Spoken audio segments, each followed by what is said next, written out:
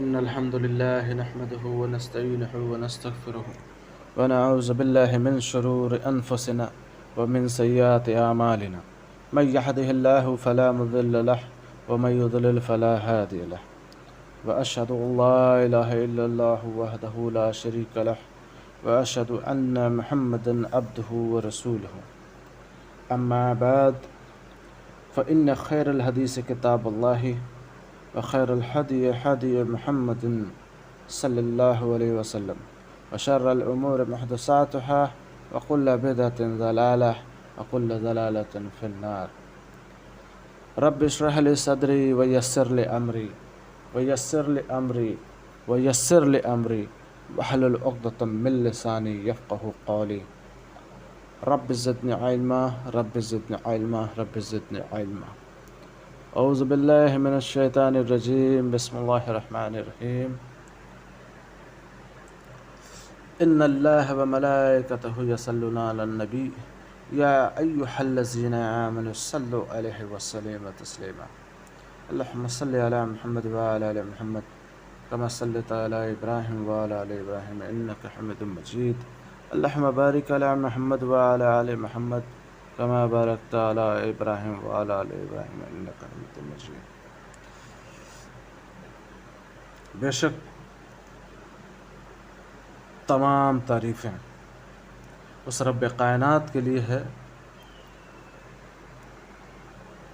جس نے اس پوری کائنات کی، اس سیارے کی، ہمیں اور ہمارے ماں باپ، ہمارے اہل و عیال اور ہمارے پہلے کے جو بابا و اجداد ہیں اس سب کا خالق، مالک، مدبر ہے.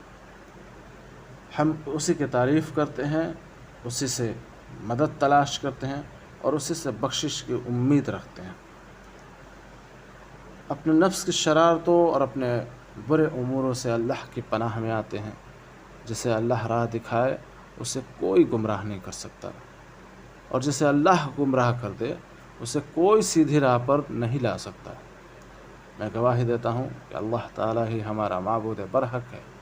وہ اکیلا ہے، تنہا ہے، اس کا کوئی ساتھی نہیں. نہ اس نے کسی کو جنا ہے، نہ اس کو کسی نے جنا ہے.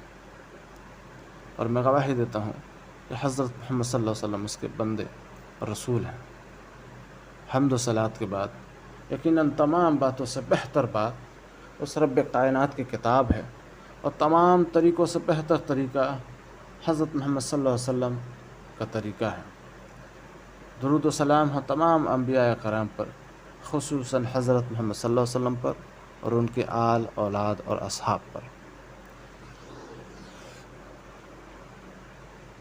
عزیز طالبات،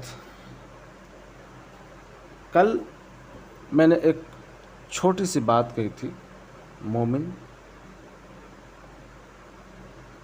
کافر اور منافق. جب ہم سورہ بقرہ پر غور و فکر کرتے ہیں تو ہمیں یہی تین چیزیں گھومتی ہوئی نظر آتی ہیں کہ سورہ بقرہ متقین کے لیے ہدایت ہے، کافر کی نشاندہی ہے، اور منافق سے بچنے کا سبب ہے، منافق کی پہچان بتاتی ہے.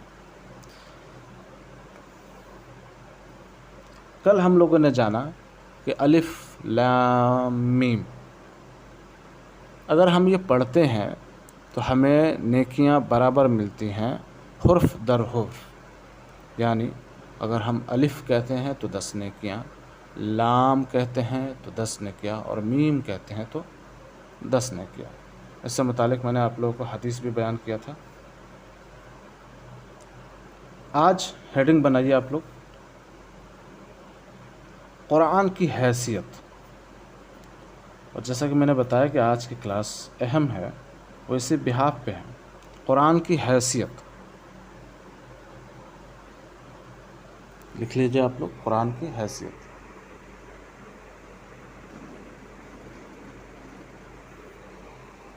قرآن کی حیثیت.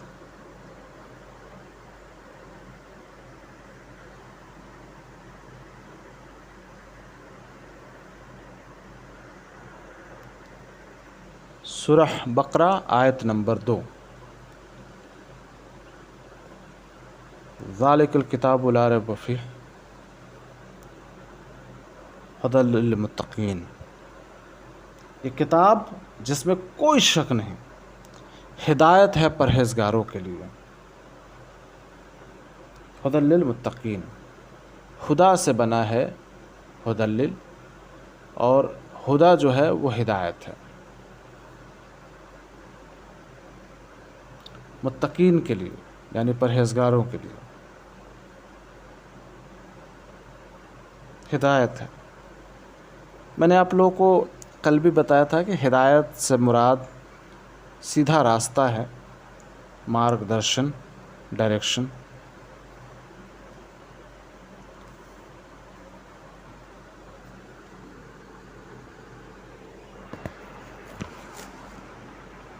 چلیے لکھ لیا آپ لوگوں نے قرآن کی حیثیت سورہ بقرہ آیت نمبر 2۔ چلیے ماشاء اللہ تبارک اللہ۔ ہم سب جانتے ہیں کہ قرآن مجید جو ہے وہ خاتم النبی حضرت محمد صلی اللہ علیہ وسلم پر نازل کیا گیا، اور یہ آخری کتاب ہے۔ اس میں ہم میں سے کسی کا بھی کوئی بھی اختلاف نہیں، کوئی شک و شبہ نہیں۔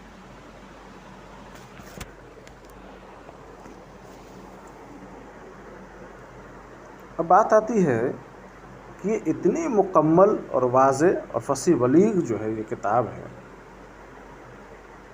کہ اس کے بعد شریعت کی ضرورت نہیں پڑتی، کیونکہ قرآن مجید خود اپنے آپ میں ایک لا بک ہے، شریعت۔ اور جب ہم بہت غور و فکر کریں گے کہ آرٹ آف لیونگ جو ہے وہ قرآن ہمیں سکھاتا ہے، اور ہاؤ ٹو ٹریٹ وہ قرآن سکھاتا ہے، ہمیں لا سکھاتا ہے، ہمیں نیچر سکھاتا ہے، اور بھی جو چیزیں جو انسانی ضروریات کی چیزیں ہیں، جو ایک ڈائریکشن ہونا چاہیے وہ قرآن سکھاتا ہے۔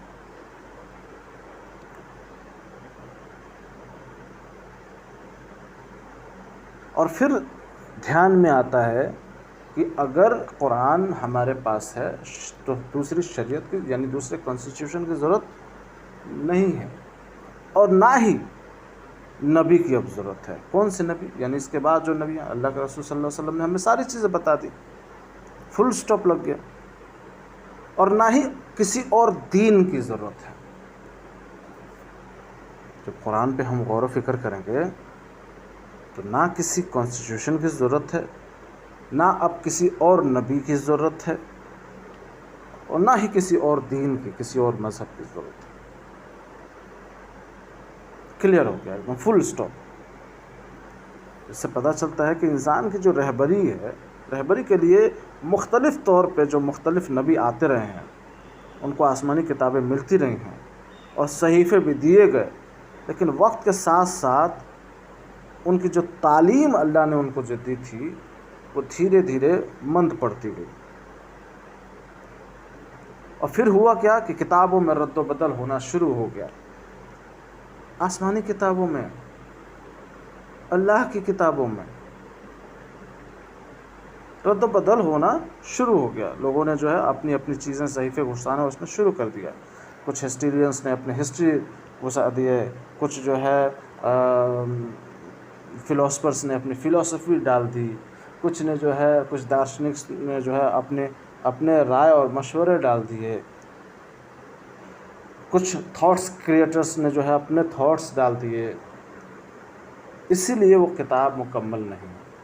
مثلا میں بائبل کو ہی لے لوں، انجیل کی، تو اس میں کئی سارے چیپٹرس ہیں، chapter of gospel, chapter of John, ٹھیک ہے، old testament, new testament, chapter of Solomon, کئی سارے اس کے ورژنس ہیں، اور سب میں مختلف باتیں ہیں۔ آج تک یہ نہیں پتہ چلا کہ چیپٹر آف گاسپل لکھنے والا یہ گاسپل ہے کون، چیپٹر آف جان کو ڈیفائن کرنے والا ہے، یہ جان ہے کون، نہیں پتہ چلا آج تک۔ کیوں؟ بھائی کسی نے بھی کوئی بھی اپنا رائے دے دیا، اسی رائے کو لے لوگ ڈھو رہے ہیں۔ ابھی جو خاص طور پہ امت مسلمہ میں ایک بہت بڑا فتنہ چل رہا ہے، وہ یہ چل رہا ہے کہ کوئی بھی ایک اچھا سلوگن اٹھاتے ہیں اور نیچے لکھ دیتے ہیں علی رضی اللہ عنہ، یعنی علی رضی اللہ عنہ نے یہ بات کہی ہے، نعوذ باللہ۔ کوئی دلیل نہیں ہے اس کی، بنا دلیل کی امت مسلمہ یہ کام کر رہی ہے کہ علی رضی اللہ عنہ پہ فحاشی پھیلا رہی، جبکہ اس کی کوئی دلیل نہیں۔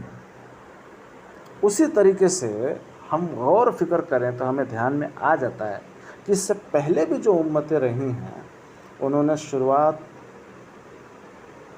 ایسے ہی کی ہوگی۔ اور ہمیشہ یاد رکھیے گا، بدعات جو ہے نا، بدعات وہ نیکی کا شکل لے کے آتا ہے،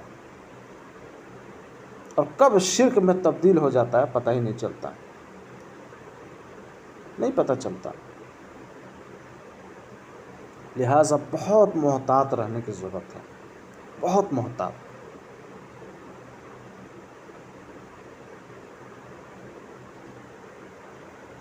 تو اس سے پہلے جتنی بھی کتابیں تھیں ان میں جو رد و بدل ہوئی، مگر قرآن مجید جو ہے اس میں کوئی شک و شبہ نہیں ہے کہ کوئی گنجائش نہیں، یہ تمام انسانوں اور جنات کے لیے جو ہے نبی کریم صلی اللہ علیہ وسلم پر نازل کی گئی، اور یہ کتاب پرہیزگاروں کے لیے ہدایت کا ذریعہ ہے۔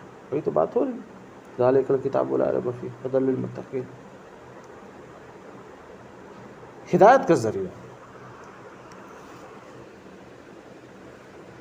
اور جو متقی پرہیزگار لوگ ہوتے ہیں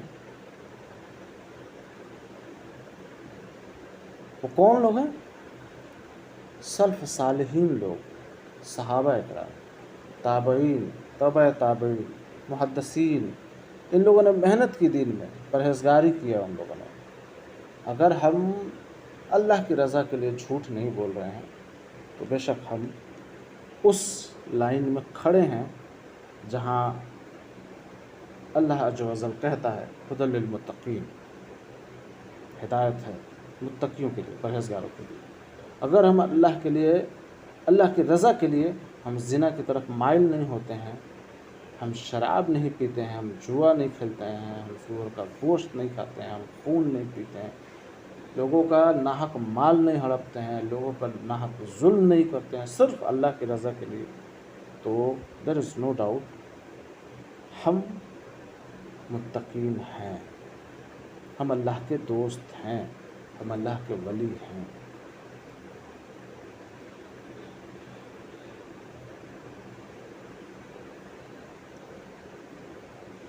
ابن عباس رضی اللہ عنہ فرماتے ہیں کہ متقین سے مراد وہ مومن بندے ہیں جو اللہ تعالیٰ کے ساتھ شرک سے بچیں اور اس کی اطاعت گزاری کرتے ہیں۔ آپ سے ایک قول یہ بھی مروی ہے کہ متقین وہ لوگ ہیں جو اللہ تعالیٰ کے عذاب سے ڈر کر ہدایت کو نہیں چھوڑتے اور اس کی رحمت کی امید رکھ کر اس کی طرف جو نازل ہوا اسے سچا مانتے ہیں۔ قتادہ رضی اللہ عنہ فرماتے ہیں کہ متقین سے مراد وہ لوگ ہیں جن کی صفات بیان کرتے ہوئے اللہ تعالیٰ نے فرمایا جو غیب پر ایمان لاتے اور نماز قائم کرتے ہیں، سورہ بقرہ آیت نمبر 3۔ جو غیب پر ایمان لاتے ہیں اور نماز قائم کرتے ہیں۔ اب یہ غیب ہے کیا؟ ہم نے اللہ کو دیکھا کیا؟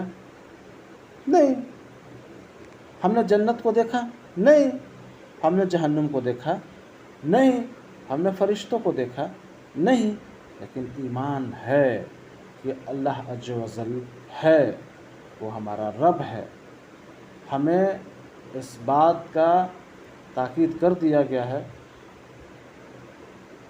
ٹھیک ہے۔ ابن عباس رضی اللہ عنہ فرماتے ہیں کہ متقین یعنی جو پرہیزگار لوگ جو ہوتے ہیں، متقین سے مراد وہ مومن بندے ہیں جو اللہ تعالیٰ کے ساتھ شرک سے بچیں، یعنی اللہ کے ساتھ کسی اور کو شریک نہ کریں، اور اس کی اطاعت گزاری کریں، یعنی اللہ کی اطاعت گزاری کریں، یعنی اللہ نے جس چیز کو حلال کر دیا اس کو حلال جاننا ہے، اللہ نے جس چیز کو حرام کر دیا اس چیز کو حرام جاننا ہے۔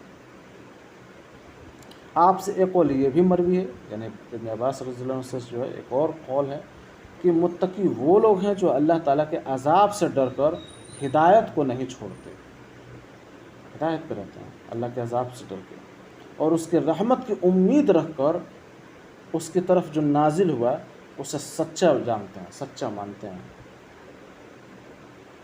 اور ایک اور صحابہ ہیں، قتادہ رضی اللہ عنہ فرماتے ہیں کہ متقین سے مراد وہ لوگ ہیں جن کی صفات بیان کرتے ہوئے اللہ تعالیٰ نے فرمایا جو غیب پر ایمان لاتے اور نماز قائم کرتے ہیں۔ جب ہم سورہ بقرہ آیت نمبر 3 پڑھیں گے نا تو اس میں ہے جو غیب پر ایمان لاتے ہیں اور نماز قائم کرتے ہیں، اور ہم نے ان کو جو کچھ دیا ہے اس میں وہ خرچ کرتے ہیں، ہے نا، سورہ بقرہ آیت نمبر 3۔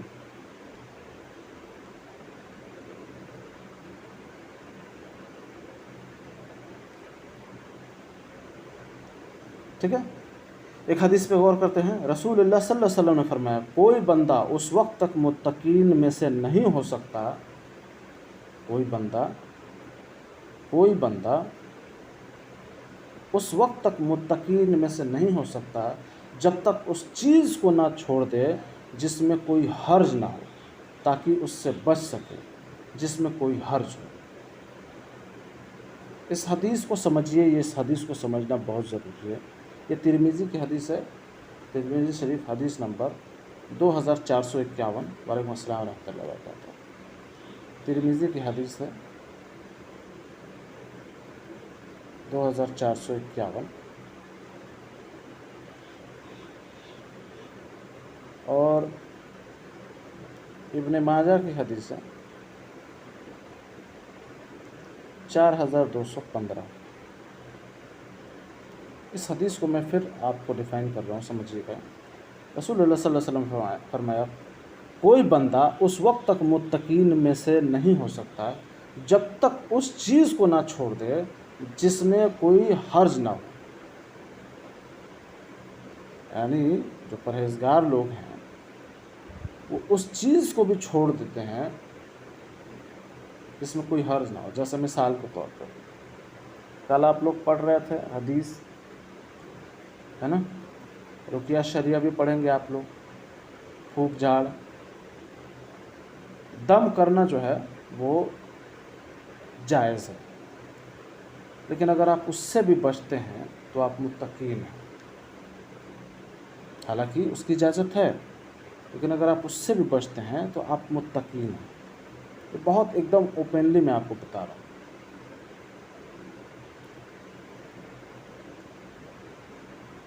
ٹھیک ہے، اسی بات کو کہی جا رہی ہے کہ جب تک اس چیز کو نہ چھوڑ دے جس میں کوئی حرج نہیں ہو، یعنی دم کرنا اس میں کوئی حرج نہیں، کر سکتے ہیں، لیکن وہی دم کرنا جو ہے وہ اور صورت لے لیتا ہے۔ آپ دیکھیں گے کہ لوگ دم بھی کر رہے ہیں تو تعویذ بھی لکھنا شروع کر لیتے ہیں، اور بھی جو ہے دیگر کام جادو کرنا بھی شروع کر لیتے ہیں۔ تو یہ حدیث جو ہے نا اسی بات کی طرف اشارہ ہے کہ اس چیز کو بھی چھوڑ دیں جس میں کوئی حرج نہ ہو، تاکہ اس سے بچ سکیں جس میں کوئی حرج ہو، تاکہ اس سے بچ سکیں جس میں کوئی حرج ہو۔ یعنی اگر آپ پھونک جھاڑ چھوڑ دیتے ہیں تو آپ بچ جائیں گے جادو ٹونا سے بھی، کیونکہ شروعات تو وہیں سے ہو رہی ہے، وہیں سے ہو رہی ہے نا۔ یہ جو سورہ فاتحہ لوگوں نے کھانے میں پڑھنا شروع کر دیا، اس کی شروعات کہاں سے ہوئی؟ یہیں سے تو ہوتی ہے۔ ٹھیک ہے، ترمذی شریف حدیث نمبر 2451 اینڈ ابن ماجہ حدیث نمبر 4250۔ متقین وہ شخص ہے جو صرف حرام چیزوں کو چھوڑ دے، یاد رکھیے، بلکہ ان چیزوں کو بھی چھوڑے۔ صرف یہاں پہ حرام چیزوں کو ہی چھوڑنے کی بات نہیں ہو رہی ہے، بلکہ ان چیزوں کو بھی چھوڑ دے جن کا حرام ہونا یقینی نہیں ہے بلکہ مشکوک ہو۔ جیسے عموماً طور پہ لوگ کیکڑا، ہے نا، اور جھینگا یا یہ سب چیزیں لوگ شمار کرتے ہیں۔ اگر آپ کو ڈاؤٹ ہے چھوڑ دیجیے، آپ متقین ہیں، پرہیزگار ہیں۔ تو یہاں پہ وہی بات آ رہی ہے کہ جب تک کوئی شخص شک و شبہ والی چیزوں کو نہیں چھوڑتا متقی نہیں کہلاتا، اور نہ وہ اپنا دین محفوظ رکھ کر نجات حاصل کر سکتا ہے۔ دونوں باتیں آ رہی ہیں، جس چیز میں آپ کو شک ہونا چھوڑ دیجیے، یہی تو ڈر ہے، یہی تو پرہیزگاری ہے۔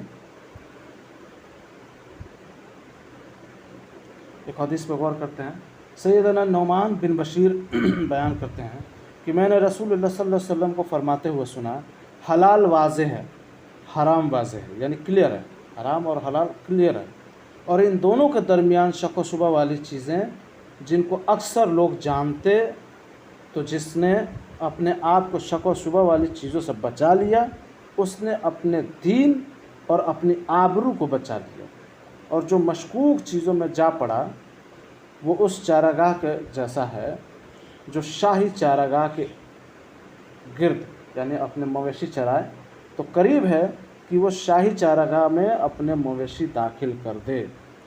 خبردار، ہر بادشاہ کی ایک چارگاہ ہوتی ہے اور اللہ کی چارگاہ اس کی حرام کردہ چیزیں ہیں۔ اللہ اکبر، اللہ اکبر۔ بتا دیا گیا کہ ایک باؤنڈری اللہ نے کھینچ دیا ہے، اس سے آگے نہیں نکلنا ہے، اور یہاں پہ وہی بات آ رہی ہے کہ جو متقین ہوتے ہیں وہ اس باؤنڈری میں گھسنے سے ڈرتے ہیں۔ لیکن بعض لوگ ایسے بھی ہیں جو مشکوک چیزوں سے نہیں بچتے ہیں، تو وہ شکل لے لیتے ہیں کس چیز کی؟ حرام چیزوں کی، اور وہ داخل ہو جاتے ہیں اللہ کی ایک باؤنڈری میں، ہے نا؟ چارگاہ سے مراد باؤنڈری ہے۔ صحیح بخاری حدیث نمبر 56 اور صحیح مسلم حدیث نمبر 1599۔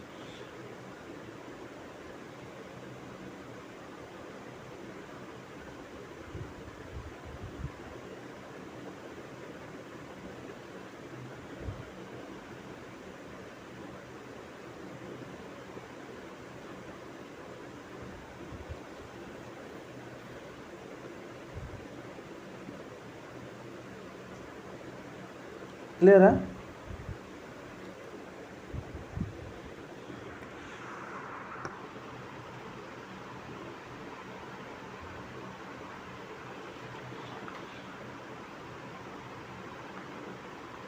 چلیے، لکھ لیا آپ لوگوں نے، آگے بڑھیں۔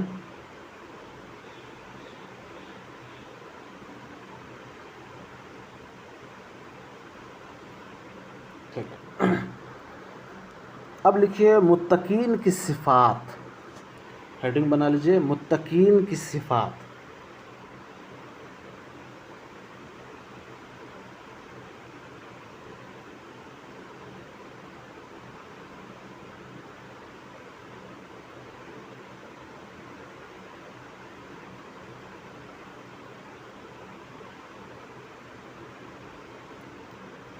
متقین کی صفات۔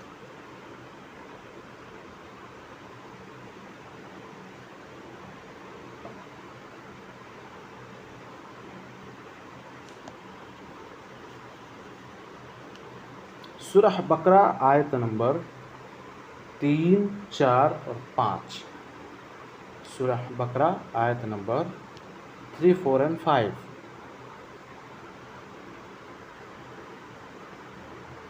سورہ بقرہ آیت نمبر 3، 4، 5۔ جو غیب پر ایمان لاتے ہیں اور نماز قائم کرتے ہیں، اور ہم نے ان کو جو کچھ دیا ہے اس میں وہ خرچ کرتے ہیں، اور وہ لوگ جو اس پر ایمان لاتے ہیں جو آپ کی طرف نازل کیا گیا یعنی کتاب قرآن، اور جو آپ سے پہلے نازل کیا گیا یعنی تورات، انجیل اور زبور، اور وہ آخرت پر یقین رکھتے ہیں، یہ لوگ ہدایت پر ہیں اپنے رب کی طرف سے، اور یہی فلاح پانے والے ہیں۔ فلاح مطلب کامیابی۔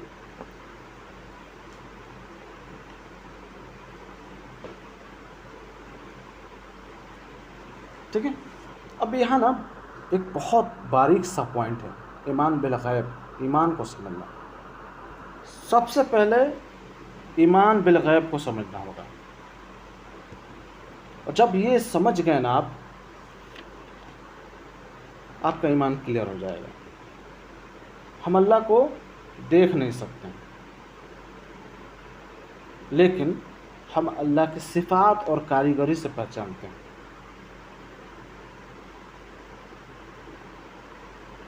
جیسے رسول اللہ صلی اللہ علیہ وسلم نے بتایا کہ اللہ ایک ہے، خالق ہے، رازق ہے، وحدہ لا شریک ہے، رزق دینے والا، تخلیق کرنے والا، اور اکیلا ہے، اس کے ساتھ کسی کو شریک نہیں کیا جا سکتا.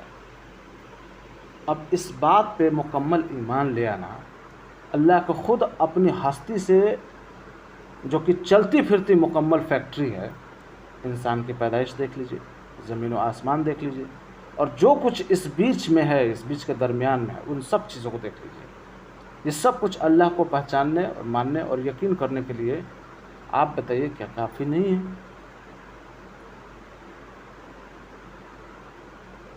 کیوں نہیں؟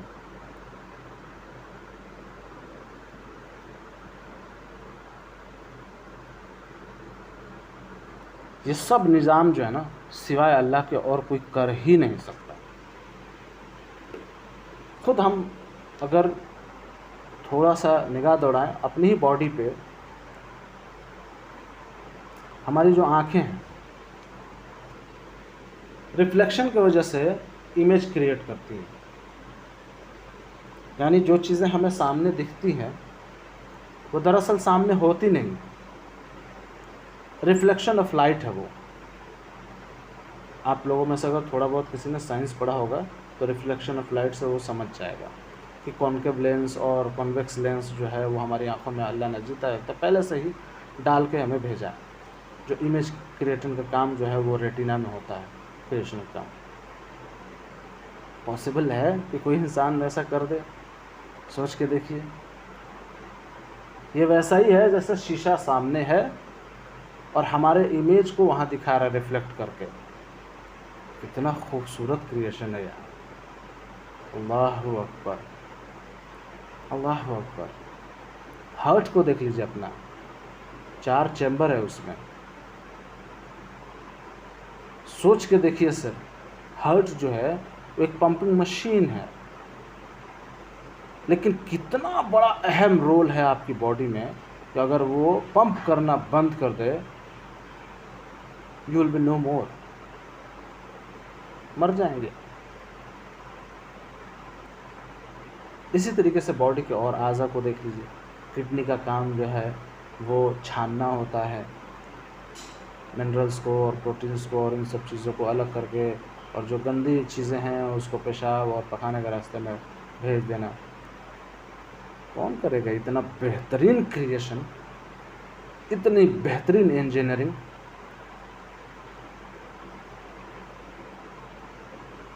بالوں کا اگنا، دماغ کا سر پہ ہونا،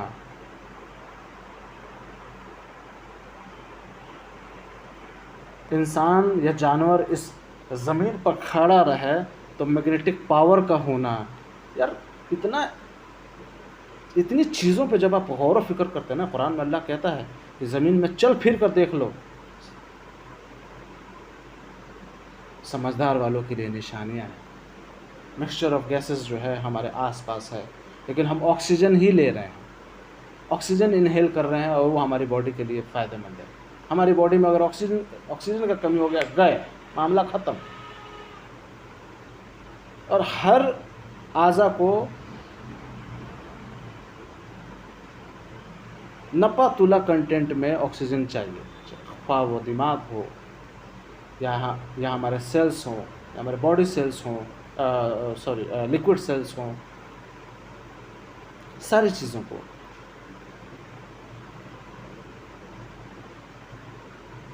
صرف اندازہ کر کے دیکھیے کہ اگر اس دنیا میں صرف کاربن ڈائی آکسائڈ بڑھا دیا جائے، یہ دنیا آگ ہو جائے گی، آگ. صرف آپ کا جو ایمبینس ہے، ایٹماسفیئر ہے، وہاں صرف اور صرف آکسیجن ہو جائے تب بھی آپ نہیں جئیں گے، مر جائیں گے.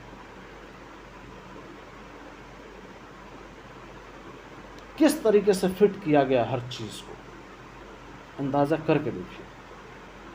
اللہ اکبر۔ جب آپ غور و فکر کریں گے نا، اللہ کی قسم اللہ کی طرف آپ بڑھتے چلے جائیں گے، بڑھتے چلے جائیں گے۔ آپ کو سمجھ میں آ جائے گا اس زندگی کا مقصد، اور وہی سمجھنا ہے۔ جس دن آپ نے یہ سمجھ لیا، آپ یقین مانیے آپ نے جنت میں اپنا ٹھکانہ بنا لیا۔ بس اسی چیز کو سمجھنا ہے۔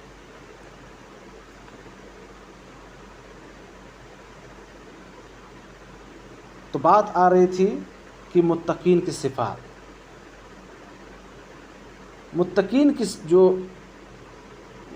صفات ہے، متقی شخص کی جو پہلی صفت ہے، یہ ہے کہ وہ ایمان بالغیب کا حامل ہوتا ہے۔ بنا دیکھے ہوئے اللہ پر یقین کرتا ہے، فرشتوں پر یقین کرتا ہے، جنت جہنم پہ یقین کرتا ہے۔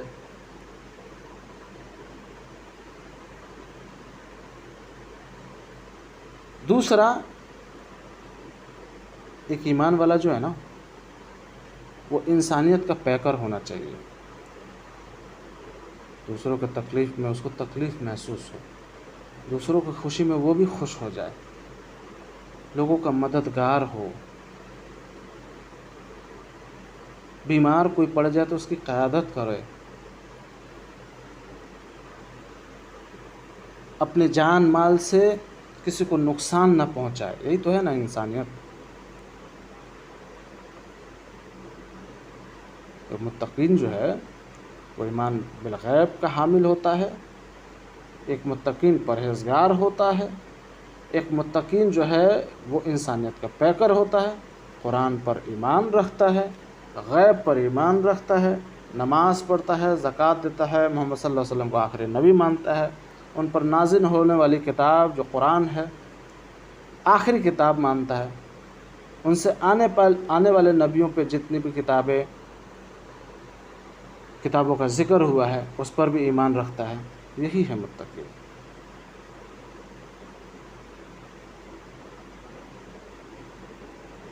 اب جو دوسری بات آتی ہے نا کہ نماز قائم کرو، تو ہمارے دین کا جو بنیادی صورت ہے نا وہ نماز ہے، بنیادی صورت نماز ہے۔ یہ جسم اور روح کو پاک کرتی ہے، کیونکہ آپ کا کنیکشن اللہ عز و جل سے ہوتا ہے ڈائریکٹ۔ باقی دنیاوی اعتبار سے دیکھیں تو چستی بھی آتی ہے، صحت بھی آتی ہے،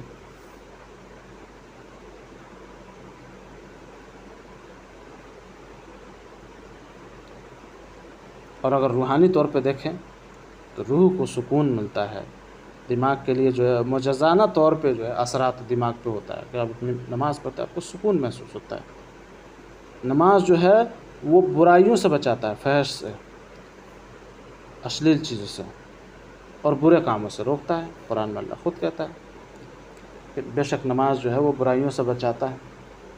اب بات آتی ہے کہ نماز برائیوں سے بچاتا ہے، لیکن سر وہ حاجی صاحب جو ہے نا وہ سود کا بھی کام کرتے ہیں، اور حاجی صاحب جو ہے نا گالی بھی دیتے ہیں، حج کر کے آئے ہیں اور نماز بھی پڑھتے ہیں 5 وقت کا۔ سر ہم نے دیکھا ہے۔ دیکھیے دراصل نماز وہ پڑھتے ہیں، قائم نہیں کر رہے ہیں۔ وہ چاہتے ہیں کہ لوگ ان کو نمازی کہیں، اس لیے وہ نماز پڑھتے ہیں۔ وہ چاہتے ہیں کہ لوگ ان کو حاجی کہیں، اس لیے جا کے انہوں نے حج کیا، اللہ کی رضا کے لیے نہیں کیا انہوں نے۔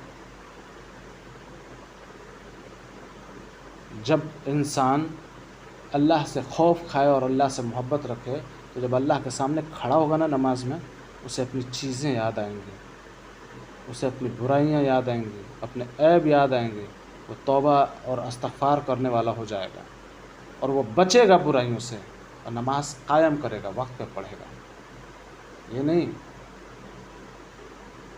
فجر کا چھوڑ دیا، عصر کا چھوڑ دیا، مغرب کا چھوڑ دیا، ظہر میں جا رہے ہیں تاکہ لوگ زیادہ ہیں، لوگ دیکھتے ہیں کہ باپ رے باپ آئے ہوئے ہیں بڑی بڑی داڑھی والے اور ٹوپی والے اور پاجامہ جو ہے وہ ٹخنے سے اوپر والے، کیا بھائی حاجی صاحب ہیں حاجی صاحب۔ یہ ریاکاری والے الفاظ ہیں حاجی صاحب۔ حج آپ نے اللہ کے لیے کیا. اگر آپ زکوٰۃ دیتے ہیں تو زکاتی صاحب کہتے ہیں کیا؟ نماز پڑھتے ہیں نمازی صاحب کیوں نہیں کہتے ہیں؟ صدقہ دے تو صدقاتی صاحب نہیں. لہٰذا بچنا ہے ان سب چیزوں سے. ٹھیک ہے.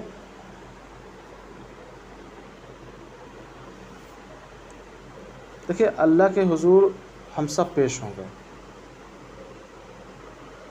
نماز جو ہے نا وہ آخرت سے پہلے جو ہے وہ اللہ کے حضور میں پیش ہونے کا ایک پریکٹس ہے کہ اللہ کے حضور پیش ہو کر شکر گزاری اور دعا کی ایک صورت ہم اختیار کرتے ہیں. اللہ پریکٹس کراتا ہے. اور یہ کنیکشن ہے اللہ اور بندے کے درمیان. نماز کے ذریعے جو کنیکشن ہوتا ہے نا، رابطہ ہوتا ہے، جو میل پیدا ہوتا ہے، تو اس کنیکشن کے ذریعے انسان چند لمحوں کے لیے اپنے تمام جو تفکرات ہے، جو پریشانیاں ہیں، جو بے چینیاں ہیں، وہ بالکل بھول جاتا ہے اور اللہ سے کنیکٹ ہو جاتا ہے. اب یہ بات یقینی ہے کہ نماز سکون کا ایک بہت بڑا ذریعہ ہے، بہت بڑا ذریعہ. بے چینی ہو سجدے میں چلے جائیے، رو کے گڑ گڑا کے اپنی بات اللہ سے کہہ دیجیے. سکون نہ ملے تو کہیے گا. میں اپنا ایک واقعہ آپ کو بیان کر رہا ہوں، بہت ضروری ہے. اس طرح کی بات آتی ہے تو وہ بیان کرنا ضروری ہو جاتا ہے. امی کا میرا انتقال ہوا تھا. میں پریشان تھا اور دین کی اتنی سمجھ بھی نہیں تھی مجھے. کسی سے کہا میں نے کہ بھائی مجھے بہت شکایت ہے اللہ سے.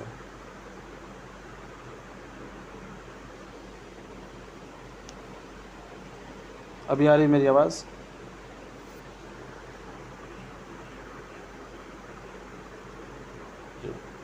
تو میری امی کا انتقال ہوا تھا اور میں بہت پریشان تھا. امی ہماری دوست تھیں، ہماری سب سے اچھی دوست، اور دین کی سمجھ تھی نہیں مجھے. کسی سے میں نے کہا کہ مجھے نا اللہ سے شکایت ہے، مجھے بہت ساری چیزوں سے شکایت ہے، اور میں نے سنا ہے کہ اللہ اپنے بندوں کا دوست ہے. کیا اللہ میرا دوست ہے؟ ہاں ہے. تو مجھے اپنے دوست سے شکایت ہے.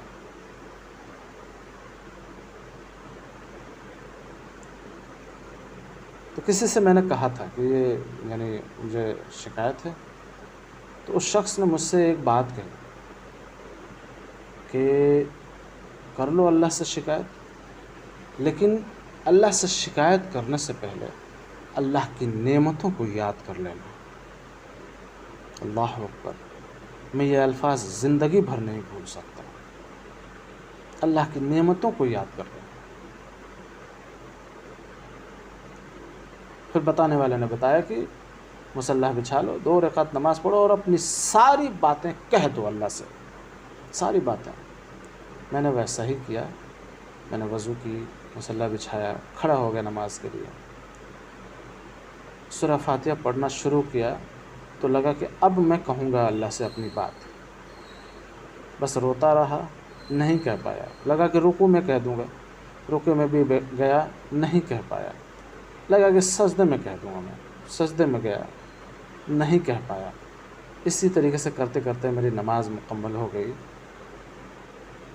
جب آخری سجدہ تھا اور میں نے اپنا سر اٹھایا، ایسا لگا کہ اللہ نے میرے دل پہ ہاتھ رکھ دیا. ایسا سکون مجھے محسوس ہوا، حالانکہ میں اپنی بات نہیں کہہ پایا تھا. اور میں اللہ کو حاضر ناظر مان کے کہہ رہا ہوں کہ اس دن کے بعد سے اب تک مجھے اپنے رب سے کوئی شکایت نہیں. اللہ نے ایسی ایسی چیزیں مجھے دی، ایسی ایسی چیزیں دی، میں بتا نہیں سکتا مجھ سے وہ رب کتنی محبت کرتا ہے. میں اپنی بتا رہا ہوں، میں پرسنلی بتا رہا ہوں کہ اللہ مجھ سے اتنی محبت کرتا ہے کہ میری باتیں ہوتی ہیں اپنے رب سے. میں اپنی بات کہتا ہوں، بات کہہ کے جیسے ہی ہٹتا ہوں میری جائز مرادوں کو اللہ فوراً قبول کر لیتا ہے، فوراً قبول کر لیتا ہے۔ حال ہی میں اپنے گھر گیا تھا 5 سال بعد، بھتیجے کے لیے کار لیا تھا میں نے، کھلونا ہوتا ہے وہ بڑا سا کار چلانے والا۔ ٹرین میں میرے بوگی میں نہیں آ پا رہی تھی وہ، پلیٹ فارم پہ واپس اتارنا پڑا مجھے۔ اتار کے میں نے اللہ سے دعا کی کہ اللہ کچھ اسباب بنا دیں۔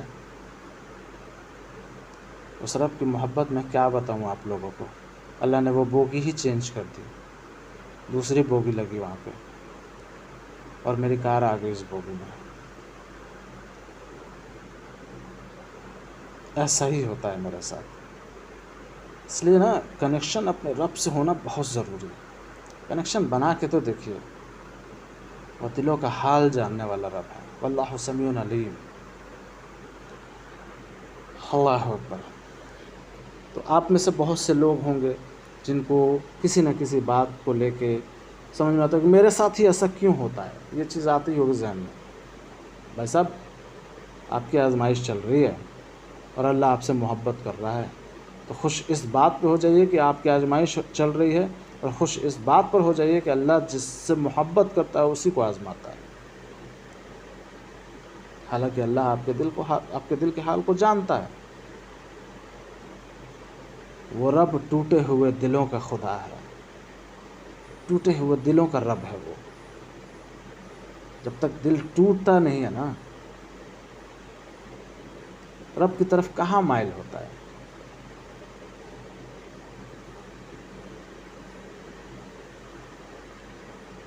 جی بالکل۔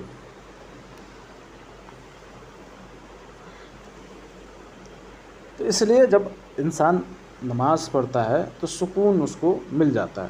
اللہ تعالیٰ اعلان کرتا ہے کہ ان کو نجات مل گئی، یعنی صلاۃ، نماز پڑھنے والوں کے لیے، نماز گزاروں کے لیے آزادی ہے، تحفظ ہے، شفا ہے، خوشی ہے، سکون ہے۔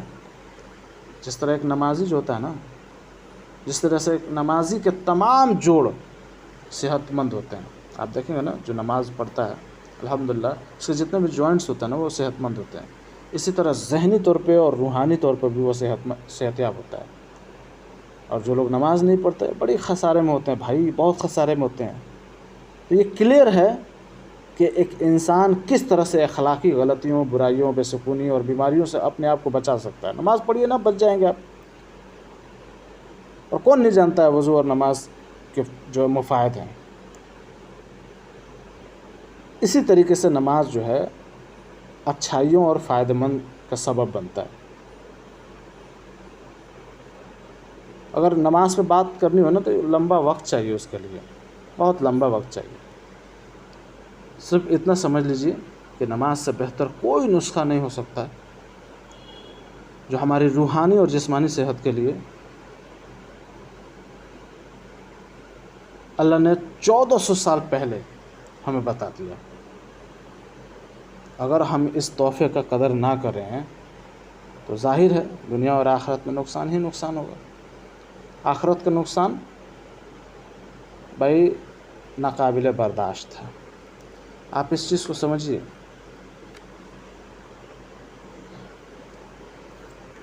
نماز اللہ کی طرف سے تحفہ ہے، اور ایسا تحفہ کہ رسول اللہ صلی اللہ علیہ وسلم کو معراج پر بلا کر یہ تحفہ دیا گیا۔ کس کے لیے؟ ہم لوگوں کے لیے۔ اللہ کی طرف سے دیا ہوا تحفہ، مومن جو اپنے آپ کو مومن کہہ رہا ہے وہ قبول نہیں کرتا ہے۔ سوچ کے دیکھیے، اذان ہو رہی ہے، حی علی الصلاح، حی علی الفلاح، آؤ نماز کی طرف، آؤ کامیابی کی طرف۔ وہ بہت احترام کرتا ہے تو ریموٹ سے ٹی وی کا ساؤنڈ کم کر دیتا ہے، بس اس کو لگتا ہے اس نے فرض ادا کر دیا۔ استغفر اللہ۔ ایک حدیث، یہ جبریل علیہ السلام سے حدیث ہے، حدیث جبریل ہے یہ، جس کے راوی امیر المومنین عمر رضی اللہ عنہ ہیں۔ اس میں رسول اللہ صلی اللہ علیہ وسلم نے ایمان کی تعریف یہ بیان فرمائی کہ آدمی اللہ تعالیٰ پر، اس کے فرشتوں پر، اس کی کتابوں پر، اس کے رسولوں پر، آخرت کے دن پر اور اچھے یا برے تقدیر پر ایمان لائے۔ صحیح مسلم کی حدیث ہے، حدیث نمبر 8، حدیث نمبر 8، صحیح مسلم حدیث نمبر 8 یعنی 8۔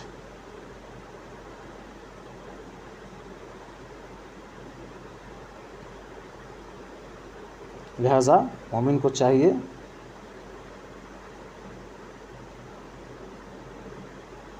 کہ وہ اللہ پر ایمان لائے، اس کے فرشتوں پر، اس کی کتابوں پر، اس کے رسولوں پر، آخرت کے دن پر یعنی قیامت کے دن پر، اور اچھے اور برے تقدیر پر، کہ تقدیر اچھا بھی ہوتا ہے اور برا بھی ہوتا ہے۔ ٹھیک ہے، ایک اور حدیث دیکھتے ہیں۔ ابو محرز رحمہ اللہ بیان کرتے ہیں کہ میں نے ابو جمع رضی اللہ عنہ سے کہا کہ ہمیں کوئی ایسی حدیث بیان کریں جسے آپ نے رسول اللہ صلی اللہ علیہ وسلم سے سنا ہو، تو انہوں نے کہا میں تمہیں ایک بہت اچھی حدیث سناتا ہوں۔ ہم نے رسول اللہ صلی اللہ علیہ وسلم کے ساتھ دوپہر کا کھانا کھایا، ابو عبیدہ بن جراح رضی اللہ عنہ بھی ہمارے ساتھ تھے۔ انہوں نے عرض کیا اے اللہ کے رسول صلی اللہ علیہ وسلم، کیا ہم سے بھی کوئی بہتر ہو سکتا ہے؟ اس کے باوجود کہ ہم آپ پر ایمان لائے اور ہم نے آپ کے ساتھ مل کر جہاد بھی کیا۔ فرمایا ہاں، وہ لوگ جو تمہارے بعد ہوں گے اور مجھ پر ایمان رکھتے ہوں گے، حالانکہ انہوں نے مجھے نہیں دیکھا ہوگا۔ اللہ اکبر، اللہ اکبر، اللہ اکبر۔ کس کے بارے میں بات ہو رہی ہے؟ ہمارے بارے میں بات ہو رہی ہے۔ ہم نے نہیں دیکھا رسول اللہ صلی اللہ علیہ وسلم کو، ہم ایمان لائے ہیں ان پر، اور ہم میں سب سے بہترین کہا گیا ہے۔ مسند احمد کی حدیث ہے، حدیث نمبر 16979۔ مسند احمد 16979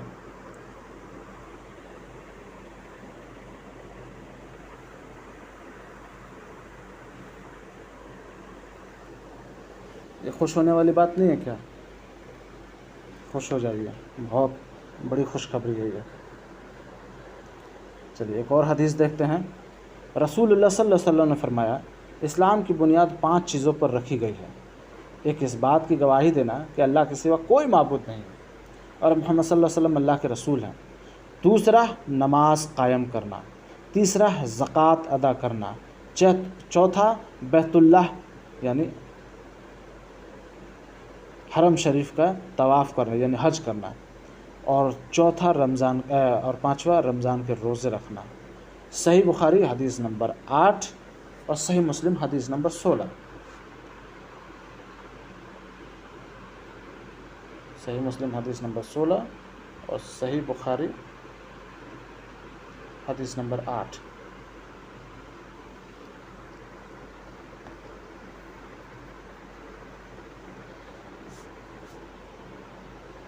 ایک اور حدیث، ابو درداء رضی اللہ عنہ فرماتے ہیں کہ مجھے میرے دوست یعنی رسول اللہ صلی اللہ علیہ وسلم نے فرمایا اللہ کے ساتھ کبھی شریک نہ کرنا، خواہ تمہیں کاٹ دیا جائے یعنی ٹکڑے ٹکڑے کر دیا جائے یا جلا دیا جائے، فرض نماز مت چھوڑنا۔ جس نے فرض نماز جان بوجھ کر چھوڑ دی اس سے حفاظت الہی کی ذمہ داری اٹھ گئی۔ کبھی شراب نہ پینا کہ یہ ہر برائی کی کنجی ہے۔ ابن ماجہ کی حدیث ہے۔ تو فرض نماز نہیں چھوڑنا ہے۔ ابن ماجہ حدیث نمبر 4034۔ فرض نماز جان بوجھ کر نہیں چھوڑنا ہے، کیونکہ جیسے ہم چھوڑتے ہیں اللہ کی حفاظت سے ہم بری ہو جاتے ہیں، اللہ اب ہماری ذمہ داری نہیں لیتا ہے۔ اور پھر شراب نہیں پینا ہے کیونکہ ہر برائی کی کنجی ہے شراب۔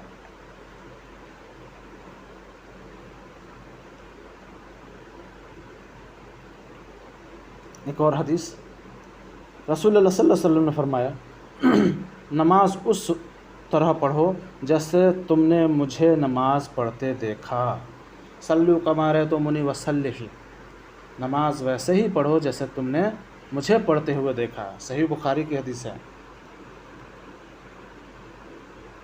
حدیث نمبر 628۔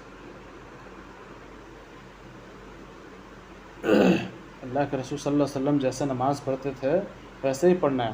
اب یہ ہماری ذمہ داری ہے کہ ہم یہ جانیں کہ رسول اللہ صلی اللہ علیہ وسلم نماز کیسے پڑھتے تھے، ہماری نماز رسول اللہ صلی اللہ علیہ وسلم کی طرح نماز ہے یا نہیں ہے۔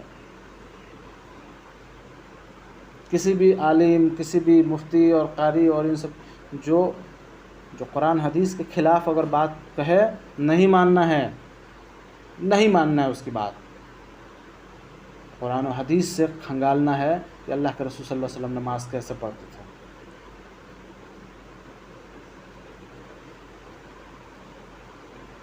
چلیے ایک اور حدیث. رسول اللہ صلی اللہ علیہ وسلم نے فرمایا، اللہ تعالیٰ فرماتا ہے، اے ابن آدم خرچ کر، میں تجھ پر خرچ کروں گا. صحیح مسلم حدیث نمبر 993. صحیح مسلم حدیث نمبر 993.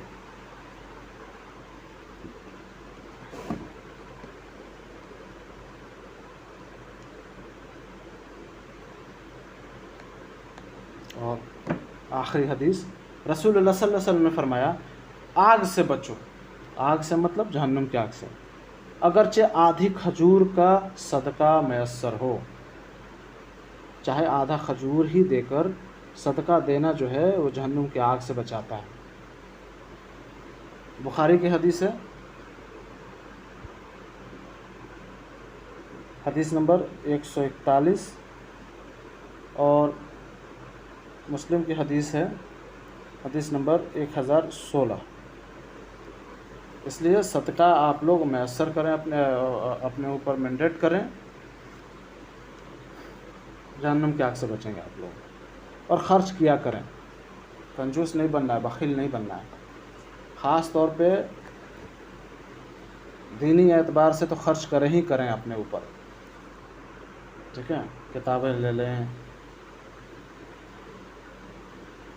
کتابوں کا ہونا بہت ضروری ہے، کتابیں ضرور لیں آپ لوگ. آخر میں اللہ عز و جل سے دعا ہے کہ رب کائنات ہمیں ویسا ہی بنا دے اللہ جیسا تو چاہتا ہے. اللہ تو ویسا ہی رب ہے جیسا ہم چاہتے ہیں. آمین یا رب العالمین. السلام علیکم ورحمۃ اللہ وبرکاتہ.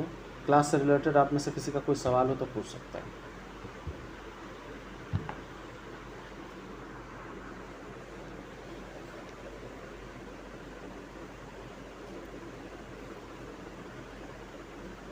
آج کا کلاس کس کو سمجھ میں نہیں آیا؟ ہاں، تابعین اور تبع تابعین جو تھے نا، وہ اللہ کے رسول صلی اللہ علیہ وسلم کے بعد، صحاباؤں کے بعد جو صحاباؤں کے رغبت میں رہیں وہ تابعین ہیں، اور تابعین کے رغبت میں رہنے والے تبع تابعین ہیں.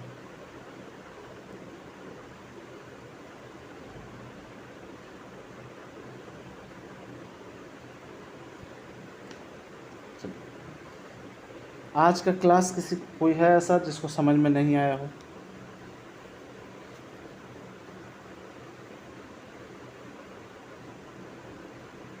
آپ میں سے کوئی بھی جس کو کلاس سمجھ میں نہیں آیا ہو؟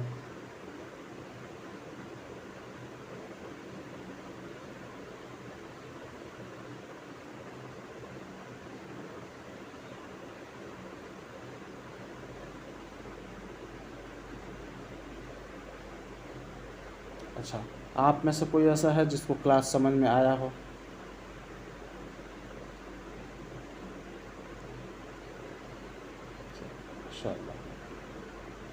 ماشاء اللہ تبارک اللہ، ماشاء اللہ.